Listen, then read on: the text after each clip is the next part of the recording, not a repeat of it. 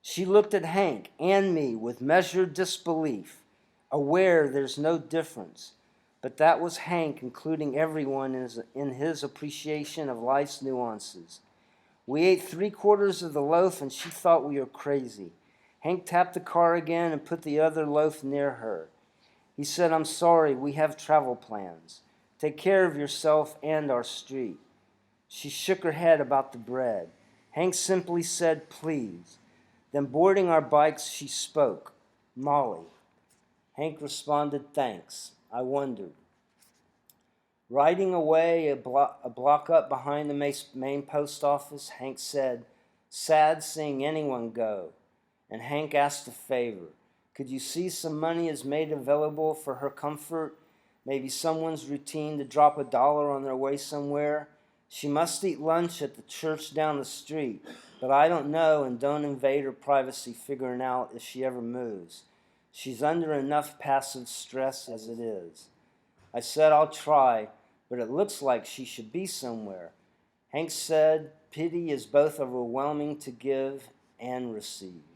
Hank called the 34th and 9th Y, where poets dwelled among their fellow traveling well-off. Today, the building has since changed into an electronics capital. At 8th Avenue, we turned left, north to 40th Street, between the garment district's earlier century representations of manufacturing prestige. East on 40th, the section gradually spruces up, reflecting the city's will to proceed beyond bargain basement prices. Now enough random sarcasm about what buildings represent. We're here. Hank sat on his crossbar and stared from across the street at 110 West 40th Street. He said it's like ivory mosaics framed the windows up all 29 floors. Today's more simply efficient buildings don't have the ambitious carved style of earlier centuries. He stayed on the bar but shuffled.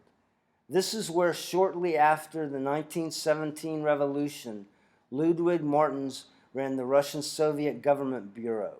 Their task was to build economic links with American companies, a large enterprise of over 40 employees and undoubtedly numerous outright spies. At the time, J. Edgar Hoover managed the 1919 rounding up of communists in the Palmer raids. Martens testified before Congress and placed documents and evidence that demonstrated American companies' willingness to trade with the Soviets. Then we deported Ludwig, and the smoke and mirrors continued in righteous lockstep grandeur through the decades. With tyranny as a backdrop, not having to really understand made it easy to not relate and go through the hostile motions of playing politics. Hank. How am I wrong? Hank said. It's not that simple and you know it. Yeah, anyway, Armand limited his traceability here where his father's footprints were large. His lawyer had an office on the same floor as the Russian-Soviet Government Bureau. And would you believe the building keeps the floors a secret? Last week, the management office hung up the phone. Plus, I talked to all 3 concierges and supers separately. After I got to the point, they all grinned and ignored me till I went away.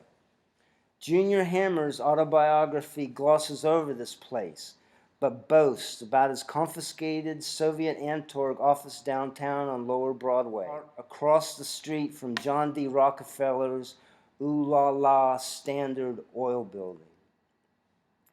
Hammer's book describes his questionable years with nostalgic tidbits, like the British confiscating that home movie on his first trip to the Soviet Union, traveling under that cover of an emergency medical ambulance. That confiscated film of Ludwig Martens' New York Harbor deportation provided spies with something immaterial to look at. His defense, he was only almost a child, will outlast any evidence. See, what I don't get is that he was traveling with any film at all. He writes as if living under suspicion is beneath him, but portraying naive innocence was shrewd. If you're going to be questioned anyway, there may as well be dumb things to investigate. Now, I said. Hank grinned as if he left the brown cow out himself. Hammer was only a symptom, he said, not the actual problem. I said, you'll allow him that? We laughed, then rode the couple of blocks to Madison. Hank wanted to look up and down the commercial advertising's once great corridor. He said, when I was 5 on our family trip north, my mother woke me in the car right here. I think they drove through just to show me, and I slept through most of it. From the Staten Island ferry to here, then back to sleep again. I feel my parents' memory here before Madison drops to 42nd Street.